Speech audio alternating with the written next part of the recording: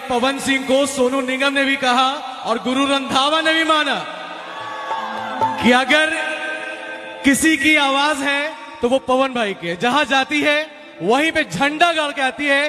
तो गाइस जैसे कि आप सभी इस वीडियो में सुन ही लें कि सोनू सूद भी पवन सिंह का काफ़ी ज़्यादा तारीफ करते हैं। इनकी गला को यानी इनकी जो वॉइस है बहुत ही अच्छा है। बॉलीवुड तक भी इनकी जैसी वॉइस किसी के पास नहीं है। सोनू सूद भी स्वयं कहते हैं कि भाई बहुत ही अच्छा वॉइस है पवन सिंह का। पवन सिंह जिस तरह हैं उसी तरह पावर स्टार भी नाम है, उसी तरह इनका काम भी है। और भाई साहब मैं बात करूं सोनू सूद की तो सोनू सूद हाल ही में ही लाइव आए थे और पवन सिंह से बात हुई, बहुत सारी बातें हुई है। इन्होंने तारीफ भी की पवन सिंह के कि पवन सिंह बहुत ही ग्रेट हो, बहुत ही आगे जाओगे। यहाँ तक कि आप केवल भोजपुरी इंडस्ट्री के नहीं अदर स्टेट के भी यहाँ तक कि इनकी जो सॉन्ग है पवन सिंह की अदर स्टेट में भी बजती है, बहुत ही धमाल मचाती है इनका गाना जो भी आता है।